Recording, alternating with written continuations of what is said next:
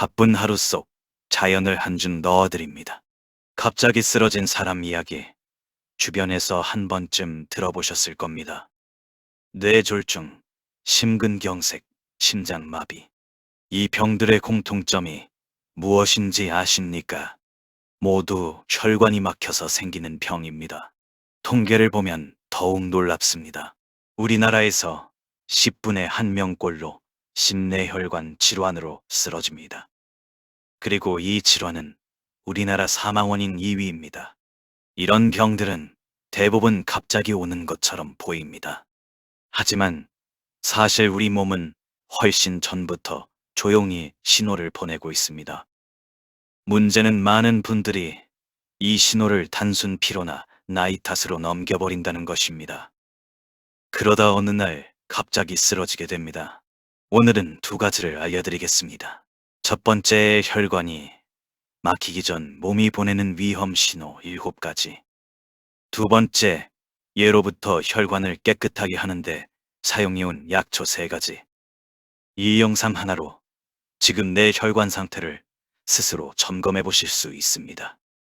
끝까지 봐주십시오. 먼저 혈관이 왜 막히는지부터 간단히 설명드리겠습니다. 혈관 안쪽 벽에는 시간이 지나면서 콜레스테롤과 노폐물이 쌓입니다. 이것을 플라크라고 합니다. 플라크가 쌓일수록 혈관은 점점 좁아집니다. 좁아진 혈관으로는 혈액이 원활하게 흐르기 어렵습니다. 이 과정은 20대부터 시작됩니다. 그런데 증상이 나타나기까지는 수십 년이 걸리기도 합니다. 바로 그 중간 과정에서 몸이 신호를 보내는 것입니다. 첫 번째 신호입니다. 쉽게 피로해집니다. 예전과 똑같이 생활하는데 유독 피로감이 심해졌다면 주의하십시오.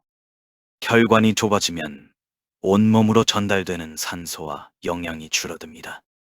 근육과 장기가 제대로 에너지를 만들지 못하게 되는 것입니다.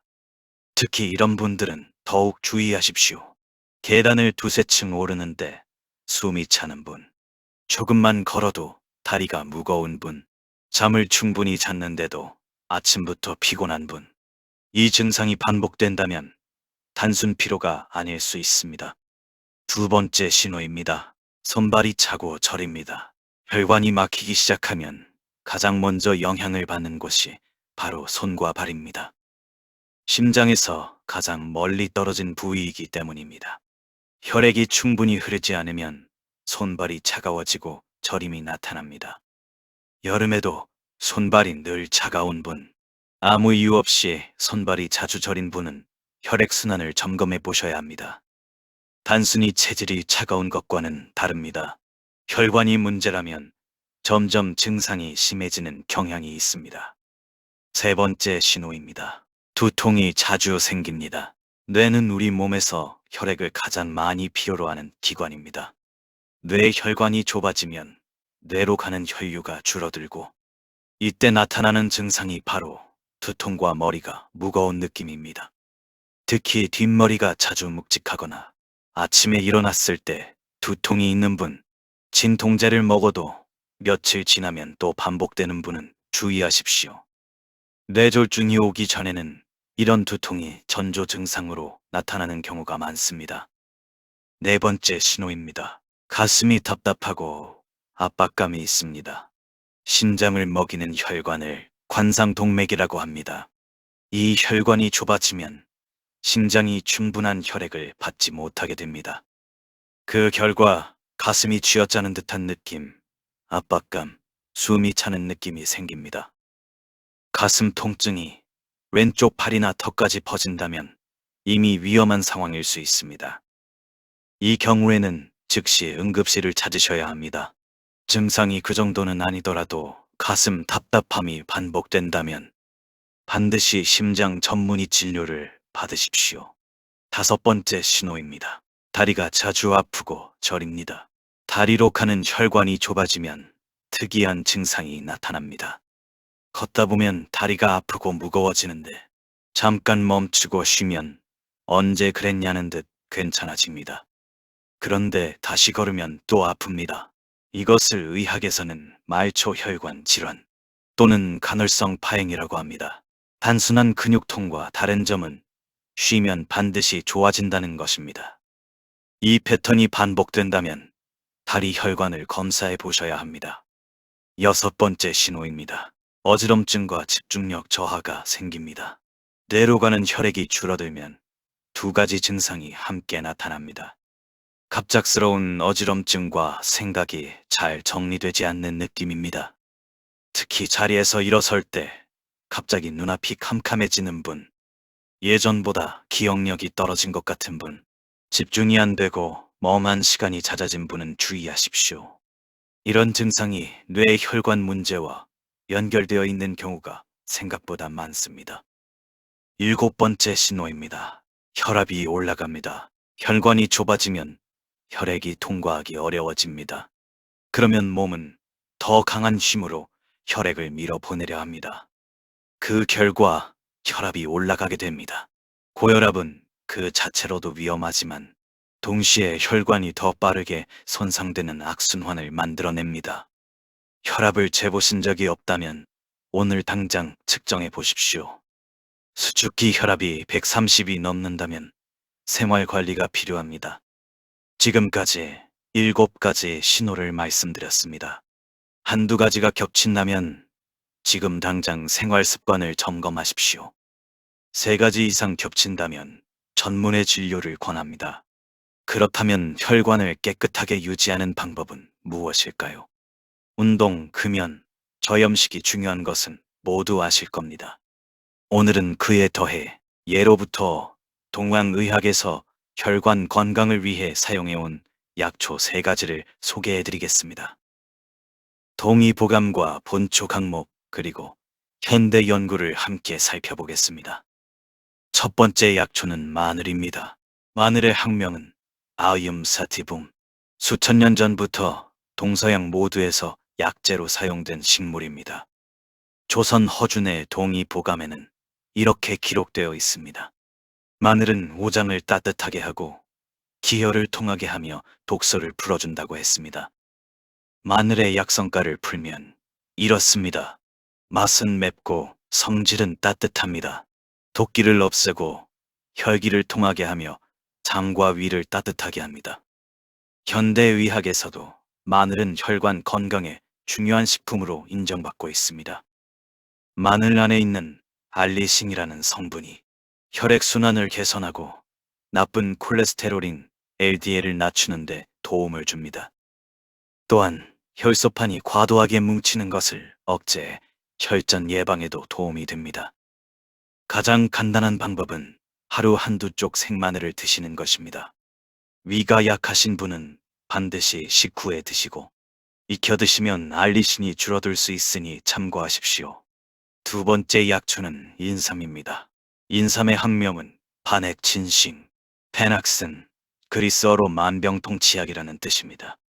그만큼 오래전부터 전 세계가 주목해온 약초입니다. 동의보감에서는 인삼이 오장의 길을 크게 보하고 정신을 안정시키며 눈을 밝게 하고 기억력을 높인다고 기록했습니다. 인삼의 약성가를 풀면 이렇습니다. 맛은 달고 성질은 약간 따뜻합니다. 원기를 크게 보하고 폐를 튼튼히 하며 진액을 만들어 갈증을 해소합니다. 인삼의 핵심 성분은 진세노사이드입니다. 이 성분은 혈관 내피 기능을 개선하고 혈액순환을 돕는 것으로 알려져 있습니다. 또한 혈관을 수축시키는 물질을 억제하고 혈관을 이완시키는 산화질소 생성을 도와 혈압 조절에도 도움이 됩니다. 홍삼 제품이나 인삼차 형태로 꾸준히 드시는 것이 좋습니다. 단, 고혈압이 심하거나 열이 많은 체질이신 분은 전문가와 상의 후 드십시오. 세 번째 약초는 상황버섯입니다. 상황버섯의 학명은 펠리니스 린투, 한자로는 상황, 뽕나무상의 노랄황입니다. 뽕나무 위에서 자라는 노란 버섯으로 예로부터 황제만 먹었다는 귀한 약재입니다. 자연에서는 뽕나무만 그루 중 1개 정도만 발견됩니다. 1개가 자라는데 걸리는 시간은 10년에서 30년. 그 시기한 만큼 효능도 깊습니다. 동의보감과 중국의 본초 강목 모두에 기록된 약재이며 뭉친 혀를 풀고 독을 해소하며 기혈을 통하게 한다고 기록되어 있습니다. 삼원버섯의 약성가를 풀면 이렇습니다. 맛은 쓰고 성질은 약간 따뜻합니다. 피를 잘 돌게 하고 뭉친 독소를 풀며 면역의 뿌리를 튼튼하게 합니다. 현대 연구에서는 베타글루칸과 폴리사카라이드 성분이 주목받고 있습니다. 이 성분들은 면역 기능을 조율하고 혈관 주변의 만성 염증 환경을 개선하는 데 도움이 됩니다. 혈관 건강의 핵심 중 하나가 바로 염증 억제이기 때문입니다.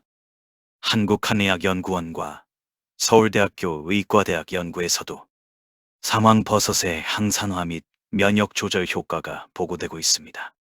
집에서 달여 드실 때는 상황버섯 15g에 물 1리터 반을 붓고 약불에서 2시간 천천히 달이십시오. 달이고 남은 버섯은 버리지 마시고 물을 다시 붓고 한 번 더 달이세요. 유효 성분이 2번에 걸쳐 나옵니다. 식후에 따뜻하게 드시는 것이 가장 좋습니다. 혈관 건강에서 한 가지 더 중요한 이야기를 드리겠습니다. 혈관이 막히는 근본 원인 중 하나는 바로 만성염증입니다.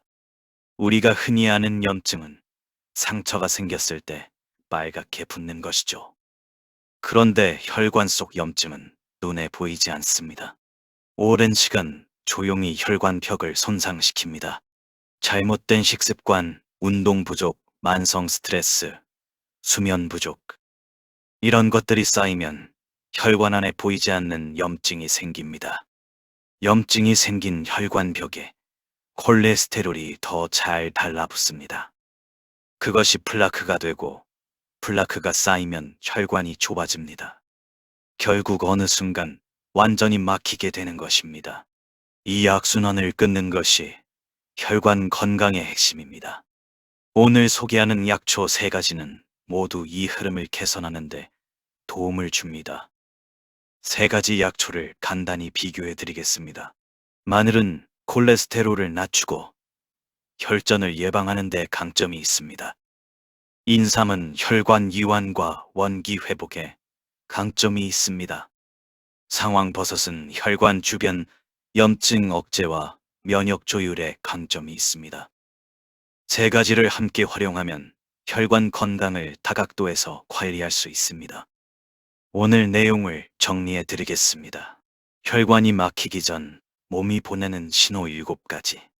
1. 쉬운 피로감. 2. 손발 차가움과 저림.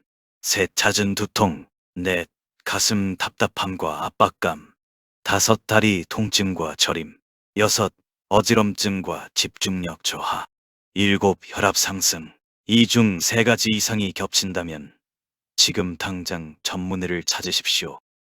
혈관을 돕는 약초 3가지는 마늘, 인삼, 상황버섯입니다. 동의보감과 본초 강목에 모두 기록된 전통 약재이며 현대 연구에서도 혈관과 면역에 긍정적인 효과가 확인되고 있습니다. 약초만큼 중요한 것이 생활 습관입니다. 첫째, 걷기입니다. 하루 30분 걷기는 혈관을 청소하는 가장 간단하고 효과적인 방법입니다. 걷기는 혈액순환을 직접 개선하고 콜레스테롤 수치를 낮춰줍니다. 비용도 들지 않습니다. 오늘부터 당장 시작하십시오. 둘째, 식습관입니다. 짠 음식은 혈압을 올립니다. 기름진 음식은 혈관 안에 플라크를 쌓습니다. 하루 한 끼라도 채소와 생선 위주로 바꾸는 것만으로도 큰 차이가 납니다. 셋째, 금연입니다. 담배 연기 속 화학물질은 혈관벽을 직접 손상시킵니다. 흡연자는 비흡연자보다 심장마비 위험이 2배에서 4배 높습니다. 혈관 건강을 위해 담배는 반드시 끊으셔야 합니다. 넷째, 수면입니다. 잠이 부족하면 혈관 안에 염증이 늘어납니다. 하루 7시간 이상 충분히 주무십시오. 약초는 이런 건강한 생활 습관을 보조하는 역할을 합니다. 약초만 믿고 생활 습관을 놓쳐서는 안 됩니다. 마지막으로 드리고 싶은 말씀이 있습니다.